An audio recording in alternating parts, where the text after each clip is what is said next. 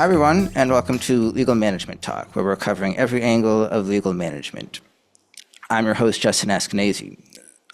So I think for many of us, it can be hard, especially for those in the legal industry, to find the opportunity to speak up, make your voice heard, and get your thoughts across when you're in a very pressure-filled situation or a hierarchical situation, especially if you're an introvert like myself.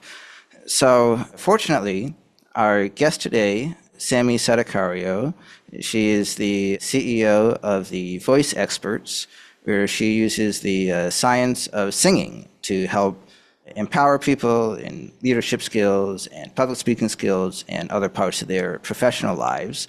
And so she's going to give us some tips on how to do that to help empower people to find their voice. So first of all, thanks for being here, Sammi. Great to have you. Thanks so much for having me, Justin. Yeah, so why don't we dive right in? Tell us a little bit about this process of singing and how that relates to finding your voice professionally. Absolutely. Well, hello out there, listeners, my fellow leaders listening to this podcast right now. I'm so excited to be here because this subject is my whole life, right? The voice is something that every single human I meet can relate to. We all have a voice, whether it's the one that comes out of our mouth or the one that lives in our head, the voice is there. And what better tool for leadership and for making ourselves be heard and seen than the voice. And it's something that many people don't actually think about. Many people have no idea what their voice says about them. And Justin, I'm going to make this interactive because at my core, I'm a teacher. So sorry if I put you on the spot here, but I'm just curious of when we think of the voice, when you think of somebody's voice, what kinds of things does the voice tell about you, tell about somebody? Well, I think it's a good avenue of either projecting confidence or nervousness or just little changes in tone in a voice. Often kind of tells you a lot about what you need to pay attention to about what the person's saying. Even no matter what the actual words they're saying. Yeah, Is one thing that comes to mind. absolutely. Most of us, when we think of communication, we think of the words, right? But somebody's vocal tone, vocal patterns, dialect, accent, etc., tells us where somebody's from, their emotional state, their education level, their confidence level, tells us their emotional capacity, not just their state, but what if they even have emotional intelligence. You can tell by the tone of somebody's voice. How often have we heard, if you haven't heard it, then you've said it. It's not what you said, but it's how you said it, right? Mm-hmm. It's the tone Yep. that we're talking about. Now, how did this happen? Well, as the story goes, I was 8 years old and I put on my first show. At 8 years old, I put on my first show, but it wasn't in your normal place. It wasn't on a stage. It was on a soccer field. And so my soccer coach said to my parents, put that kid in theater. And in the theater, I stayed for 20 years. So I come from a theatrical background. I was a cruise director. I was a Barbra Streisand impersonator. I studied musical theater and I studied how various cultures around the world use performance and ritual as a part of healing generational trauma. So there is a neuroscience component to what I do. About 4 years ago, I pivoted into the coaching world because I wanted to find my authentic voice and help other people to find theirs as well. One thing led to another, and I started putting together dots. I would go to parties and I'd be listening to people talk and I would know things about them. And they would say, how did you know that? And I'd say, what do you mean? Your voice just told me everything I need to know. Mm-hmm. And it was when I moved to Austin, Texas, that I realized I had this special gift of being able to recognize intricate patterns in people's speaking voice. And I started to put that together with coaching and with leaders. I did that through teaching people singing and teaching people about melody. There is a practice, this is not my trademark practice, called speech level singing. Basically, anything you can speak, you can sing. And that's the method that I learned in school. And so I went backwards and went, well, if I'm working with people on their keynotes and I'm working with people on their speech patterns, if I guide them to sing, how could that help them become better speakers. And what I learned, and the more I researched and the more I read and the more I practiced, I now have over 500 one-on-one coaching sessions and over 35 group workshops that I've taught. What I learned from this is not only does the practice, the art of singing make you a better speaker by learning tonality, by learning how a melody has an emotional response from the person in front of you on their brain, but also when we sing, we're using both sides of our brain. And when we sing, we activate our vagus nerve, which is our rest and digest. And so by teaching people to singing, I'm not only teaching them to become better speakers, but I'm teaching them to become more emotionally resilient human beings so that they can become the leaders that we need. Nobody wants a leader who yells and screams, which I know is something that is very common in the legal industry. And nobody wants a leader that they can't trust to hold it together in order to move forward as a team. So by teaching people these nervous system regulation and singing techniques and speaking techniques, we're working on presentation skills, we're working on interpersonal connection, we're working on leadership, we're working on mental health, we're working on everything that it takes to be a strong leader that other people look up to. And that's really what it comes down to. I often say, you don't get paid for what you know, you get paid for what you communicate. And one step further, you don't get paid for what you know, you get paid for how other people experience what you communicate. Gotcha. No, that makes a lot of sense. Because if it's all in here and it stays in here, then it doesn't help anybody but yourself. So that makes a lot of sense. But yeah, so let's talk about how for legal administrators and HR professionals, how they can start to think this way about finding their voice and speaking up when they need to. Absolutely. It's pretty funny because my class is now a CLE in Texas and Florida. And so I thought that when I would move into this work with attorneys, and it's funny because attorneys actually found me. One, my sister's an attorney, so I'm surrounded by attorneys. My parents are legal recruiters, so it just felt like an easy yes to work with attorneys. And an attorney found me because he had lost his voice after years of being a litigator. He had completely lost it, and he thought that it might have to do with something psychological as well as the physical aspect of his voice. And it was, and we were able to bring his voice back so that he could, retire in his band. But when I started to network and connect with these legal administrators, what I kept hearing from them was, attorneys get enough training. I want this for my team. I want this for my staff. Why is that? Okay. Well, as legal administrators, one, you are in charge of the business. You are in charge of the business. And that means that you wear so many different hats. And that also means that you are asked to step up as a leader in many ways. Lawyers are working 1,000,000 hours a week, typically, right? It is a really tough business and you're dealing with huge personalities. So how do you command authority with people with huge personalities in an industry where, I'm just going to say it, Justin, I'm not here to, I wouldn't be doing my job if I wasn't being honest. It's known for that attorneys yell. That is just known. They're completely emotionally dysregulated because why? They're working 100 plus hours a week. Well, I know my sister's working 100 plus hours a week. I guess that depends on what attorney you are, but it's quite common, right? It's a really cutthroat industry. So you're working with people who are at their capacity when it comes to their emotional regulation. So how do you be the leader? How do you be the bigger person without being walked all over? And that's the key, right? I want you to be able to step up and be able to take up space. And that's the key. How do you take up space and how do you do it efficiently and effectively? And this is one, I do this with people in various ways. One, getting to know their leadership map. We use personality tests and get to know how people receive your leadership energy. It's going to be different for everybody. Some people are silent leaders, right? Those people who almost say nothing and people always look to what they're going to say. Then when they speak those few words, it is seen with reverence and respect.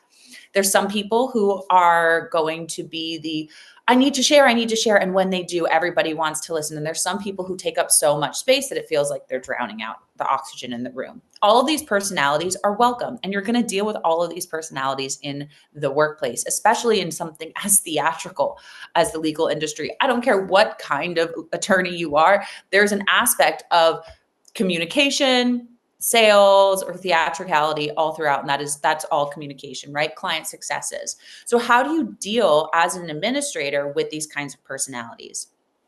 Well, I use one of the ways that I like to give structure to this work is with Barbara McAfee's work. Shout out to one of my mentors, Barbara McAfee, and her 5 elements of the voice. This is just a practice that I teach to get started, right? This is something, Justin, I work with people for long periods of time. So if I have 5 minutes with somebody, if I have 1 hour with them, this is the first thing that I'm going to teach to make it really practical and really effective. And these are the 5 elements of the voice based off of traditional Chinese medicine, and which is earth, air, fire, water. And in Chinese medicine, it's ether. But today we're going to use metal. So I'm going to break down each one of those. I'm going to demonstrate and exactly how you can start to utilize them now and what those tones might say about you. Now, before I do, one of the questions that I get asked constantly when I teach this, because I teach this over and over and over and over and over again, one of the things that I get asked is, do I have just one of these tones or do I have all of them? Am I supposed to use all of them? The point of this is just to give you structure of awareness. So begin to go, oh, I just used this kind of voice. What kind of reaction did I get from the person in front of me? And see what happens. When I do a workshop with people, often when we do the one-on-one portion, I'll have them do all 5 and see how it goes, just to get out of their shell, just to see what it's like when all parts of them are seen, because all of these voices are different parts of your identity. So just to demonstrate. So we have earth. Earth is grounded. Earth is authoritative. Earth is what I'm going to use when I'm setting boundaries. Earth is what I'm going to use when I need to walk into the managing partner's office in order to have a serious discussion. Earth is what I'm going to use if I'm used to people speaking over me all the time. Earth is what I'm going to use when I'm in business.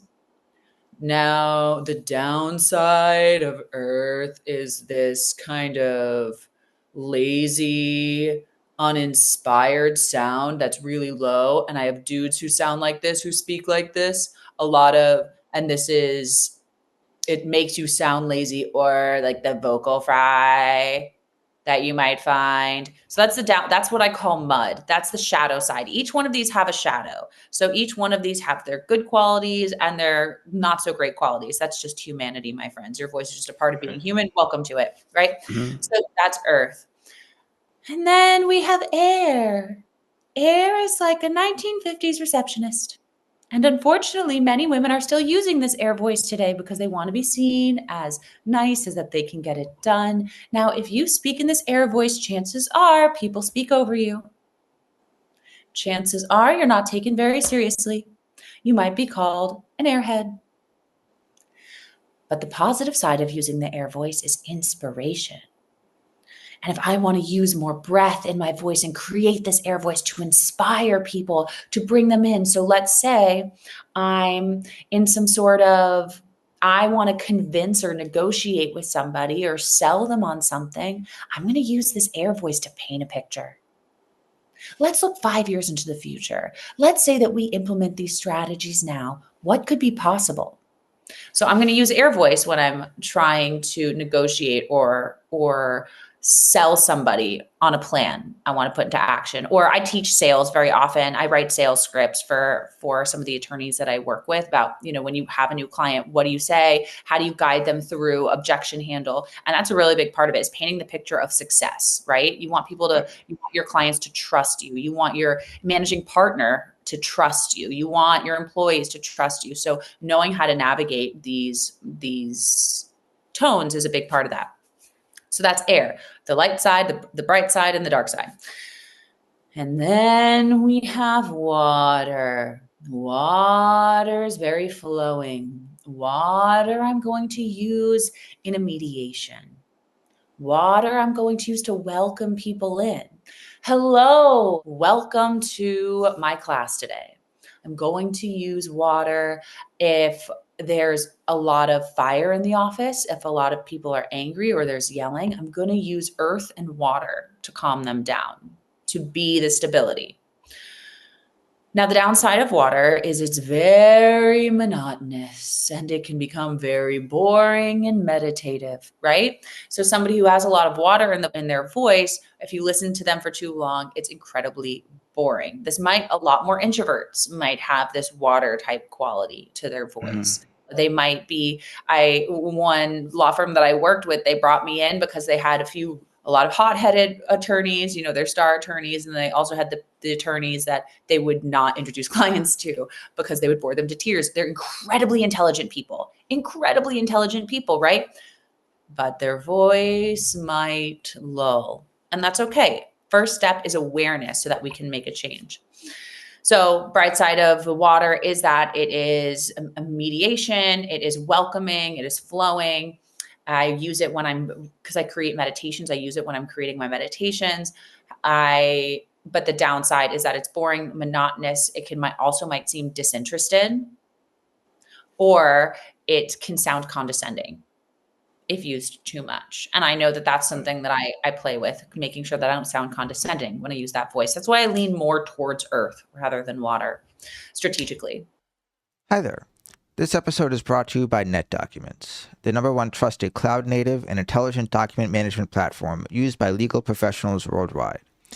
NetDocuments empowers law firms, corporate legal departments, and public sector organizations to organize, secure, and collaborate on documents effortlessly, wherever work happens. With built-in knowledge management, powerful automation, and AI tools, NetDocuments turns your document repository into a hub of insight and productivity. Learn more at netdocuments.com and find out how smarter work starts here. And then we have fire. And now I love fire. Fire is used to motivate. It's used to inspire. It's used to get people to take action. And I'm all fire, right? I show up very fire forward. And I know that if I show up too fire forward, then I can sound angry. Mm-hmm.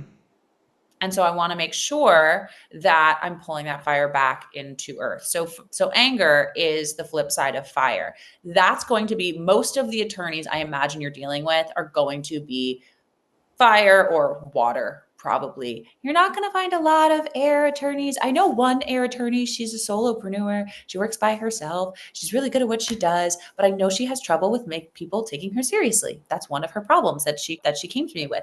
So knowing how to be strategic with those. I often say, don't fight fire with fire. Don't fight fire with fire. If there's people yelling in the office and you start yelling too, guess what you're doing? You are adding more noise. If you come in as the grounded earth and you can have volume and strengthen that, people are way more likely to pause and look at you. Right. And pause and take you seriously as the authority. And then finally, we're going to use this the least amount. It is called metal. And metal's that really annoying voice. It's like Janice from Friends. And we're sending the sound out of our nose. We're going to use metal. Well, when we're like playing a character and having fun, right? But we're going to use metal in a loud environment with no microphone. And that comes into how the actual physics, quantum acoustics of your voice works, and how we're going to send sound out your nose so that it has a stronger trajectory and hits a point clearly. So that's when I'm working with people on projection. How do you project without a microphone? Or I'll have people use metal who are introverts and want to take up more space with their voice, or if somebody says to you, I can't hear you. I can't hear you. If you're constantly getting that feedback, chances are one of two things are happening. One, you're just not opening your mouth enough. Like create space. You need to create space for the sound to travel. Or two, we just need to use a little bit more metal. But if I use fire with an introvert too quickly, their nervous system is going to go into shock, because chances are they've never heard their voice so big. And it's a lot, right? Going from 0 to 100 is a lot. So it's my job as a teacher and as a coach and as a facilitator to take someone to their next step, not to step 100. And that's why it's better when I work with people over time. But being able to take that baby step is so huge. My favorite piece of feedback, and I get it with every workshop, and I've done 2 workshops this week, so I'm riding on a high of amazing workshops with great testimonials and just wonderful feedback, is wow, the part where each person went up and you worked with them and I saw them grow, it inspired me to take that same action. It's one thing to watch a video, and I have a YouTube channel where people go watch videos, but when you watch somebody shift their voice and open themselves up to being seen and take up space and see the empowered version of themselves, you go, whoa, okay, I can do that too. And that's one of just the best parts of my work. It's always great when months later they say, wow, we made more money because we followed what you did. Wow, this solved this conflict. But that instant moment of seeing someone shine, it just drives me to keep going with this work. Yeah, absolutely. And that was so informative for me, and I imagine a lot of other people, because, I never thought about the different ways of using your voice like that. So that is definitely pretty eye-opening. And and obviously the first step is awareness, and then trying to put it into practice for yourself. But so once you kind of get the hang of it yourself, and administrators are working a lot with those lawyers that are, that can be very loud and hot-headed or very reserved, although they're good at their jobs. So, in the interest of making sure everybody succeeds, the firm succeeds, how do you, as a firm leader, translate that into convincing an attorney to give it a try? That's a really great question. And in my opinion, I'm going to ask, what is your firm's culture like? Do you have a firm culture of professional development? And if not, then, why? I'm curious. The rest of the corporate world is moving their way into that, and I imagine the legal industry will find their way into that. There is professional development. So, I mean, the first part is selling them on how this kind of work can help them win more cases, right, and make more money. Hmm. So hit them with what they want, right? Give them what they Right. want, sell them what they want, give them what they need. So if you're working with an attorney, going up and telling them you're using too much fire and I need you to use more water, they're gonna be like, what woo woo, right? Like, that's the Uh-huh. first thing. I often hear that from people is, okay, at first I knew that you were coming in and this was very theatrical. And I was like, okay, we'll see what happens. But then once you got into the practicality, it sold me. I have video testimonials of that. I was a skeptic at first, but you won me over. So really the benefit of this work is, and this is a shameless plug moment, right, Justin? But the benefit of this work is when I get to teach the whole team. On moments when I get to work with an entire team from managing partner to receptionist, and everyone is bought in on this framework. Everyone is bought in on communicating with intention for more cohesion, to be able to work together better, to make more money, to keep your clients, have more referrals, because they go, I love working with this attorney. They just get me. Why? Because I'm teaching you what empathy sounds like. So even if these attorneys don't necessarily have empathy, which they do somewhere under there, learning what it sounds like and what it feels like to be able to match your client so that they can hear you because you sound like them.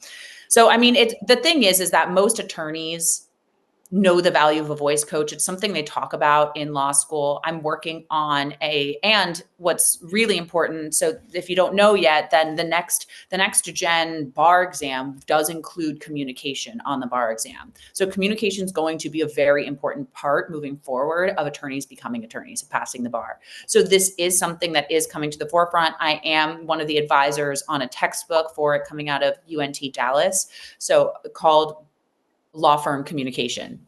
So how does this play a role in not just interpersonal dynamics in the office, but with your clients and in court? So, if you're trying to sell your attorneys or your managing partner on bringing in a workshop like this, I would say then it's one, keeping people longer. What are your problems? Is it employee turnover? Do you have people leaving all the time? Well, that's losing you so much money. If you're hiring a recruiter every other month, that's losing you a bunch of money. And it's time to maybe look at how your communication's playing a role. If you're losing clients, chances, and you're still like winning them, their cases, well, chances are it's because their demeanor sucks and they need some help to appear as a more empathetic person and to have those empowered communication skills. If you're losing cases for whatever reason, well, that might not necessarily be my specialty, but if it has to do with your presentation skills, then it will. So it depends on if you're, to answer your question and bring it back to your question, Justin, there's a few different, it depends on what the question is. If the question is how do I sell this on my team? How do I sell this on them? Bring this to your next attorney a retreat, your associate's retreat that you have, or as a lunch and learn. If you're in Texas and Florida, this is a CLE, so they do get continuing education credits. If you're in another state, turns out it's actually really easy to get a CLE once you have legitimacy under your belt. So now that I've won, it's quite easy. So if you're in another state, we could talk about what that looks like and how to do that. And then so that's how to sell them on that. Those are some things there. But how to sell them on it in the moment with them? Well, this is a really great leadership question. How do you, quote, get people to do what you want? Right? How do you get people to do what you want? In my opinion, leadership isn't about telling people, it's about being the leader and showing that and demonstrating that. So if you're keeping your cool in times of heightened emotion, or if you're able to communicate with a client in a way that somebody else is and be the leader in that situation, that's going to take you further. So taking matters into your own hands, getting worked up and yelling and playing fire with fire, using fire with fire is only going to sink you further into a hole. This is a moment to empower yourself with your professional and personal development. To me, this is the beginning of a movement of people who are empowered with their voices and know how to use it as a force for good. Right. And then so we talked about the attorney side of it, and then the last thing I want to touch on is that, obviously we're integrating a lot of Gen Z and younger employees into the workforce. And, when you first come in, you're at the low end of the totem pole, it can often be hard to speak up or, think about how you should say things to be most effective. So how, as leaders and employers, how do you use this, the science of singing and voice tones and everything to help empower the newest employees that you have?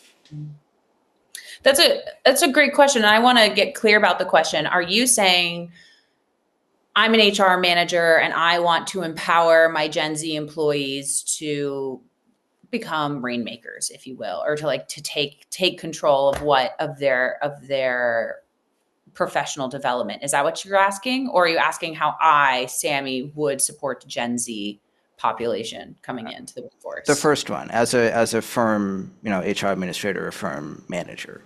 Yeah, really the thing is, as a firm administrator, you are the gatekeeper.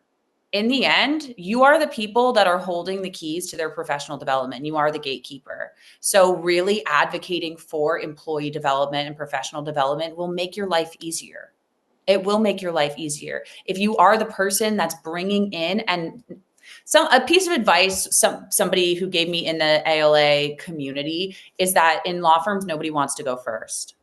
Mm-hmm. And nobody wants to be the first one that starts this new thing. But as soon as one person does, everybody gets on board. But here's the thing. You are in charge of your fate. You are in charge of those baby attorneys. If they are not getting the professional development, and they did not learn emotional intelligence skills in school, they did not learn public speaking skills in school, they did not learn sales skills in school, they did not learn video marketing skills in school, they did not learn communication in school. And who knows what they learned in their households, right? Who knows what and when you come into the world as a professional, those are all the things that make you a good professional, right? We know that we didn't learn these things in school. So if you want your employees to shine, then giving them the training, everyone the training and the support and the mentorship to be able to do so, that is your responsibility as much as you can. Now, if you don't have a managing partner who's okay with that, well, then now it's time to use your earth voice, bring in some statistics, come up with a plan for how this can make your firm more money. And then that's how you'll be able to bring it forward. Bring the numbers. The numbers will show. Unfortunately, I have numbers, which is really exciting. It's to take something that's so qualitative and put it into a quantitative data. It takes time, and it's incredibly beneficial. So if you want to help the biggest thing I hear about Gen Zs is we can't get them on the phone. We can't get them to do video marketing. We can't get them to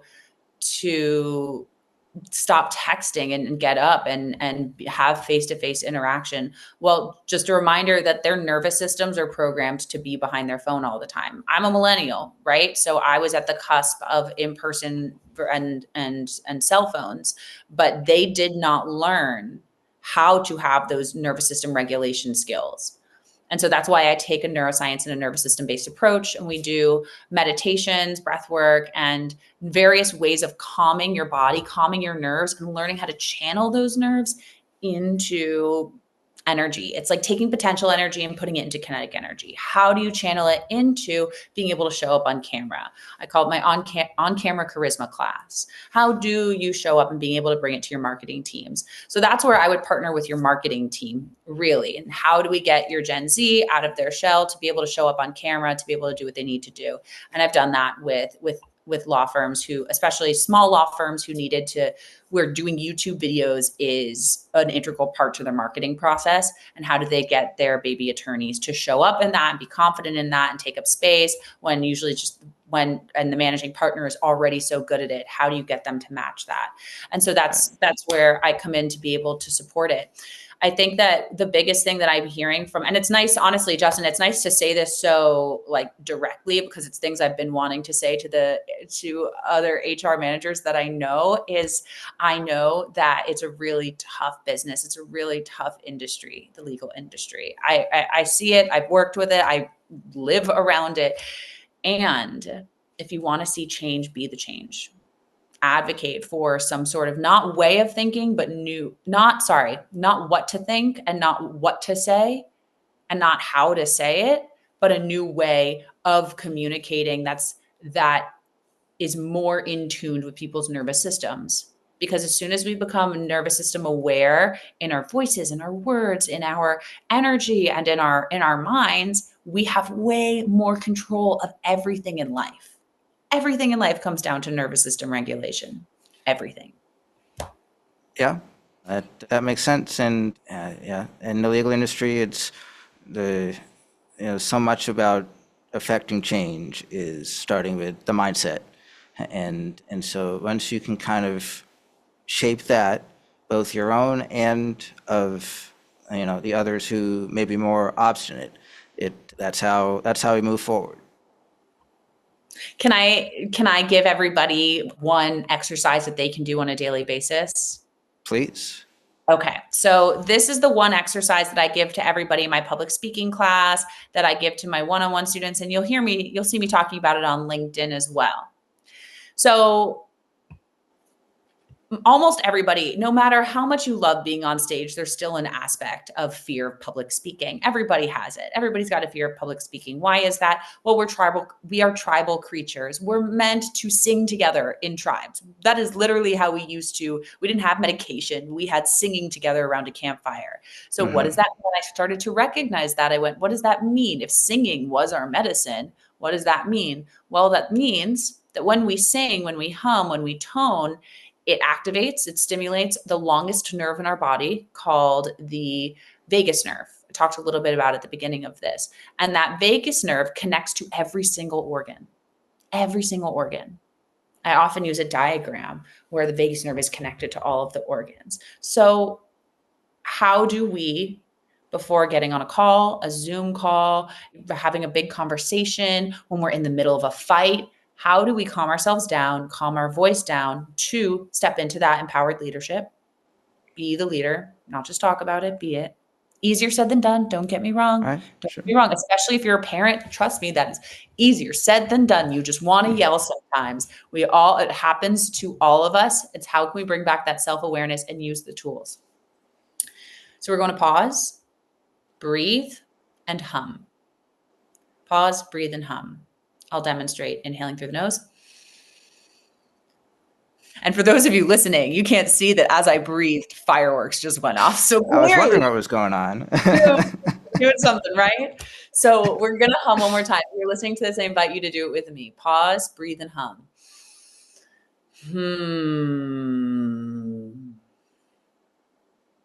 You might feel a little lightheaded. You might feel more calm. You might feel more at ease. You can think clearly.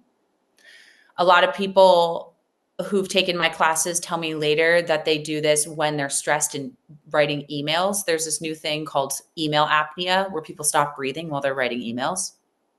And so they'll start breathing again, but breathing is just one step. That hum is what will calm that nervous system. And it can be as simple as a just to find it, just to find that feeling of calm. It should happen in the center of your chest. And then from there, you're able to have that more grounded voice. From there, you're able to be the authority and speak with authority without sounding bossy, which is what I hear from women and HR managers all the time is as soon as I establish authority, I sound bossy. So if you want to establish authority without sounding bossy, it comes down to regulating your nervous system with the hum, with your voice and with your energy, because people will sense it way before you open your mouth. Right. So by doing that, you will be seen as the leader and you will be the authority and you will have way more say in what happens in your life and in your office. Yeah. So it's some keywords and a really, really good, simple exercise to try. So I appreciate you bringing that to us. And thank you for being here. It was great having you and learning a lot about this. Thank you, Justin. This is my life's work in the making. As I often say, I'm just getting started, and this work is only as good as the amount of people that I work with. So Awesome. Thank you very much. And thank you to our listeners and subscribers for tuning in. Please be sure to give us a like on YouTube, or you can find us wherever you get your podcasts. And as always, you can learn more about ALA at alanet.org. Until next time.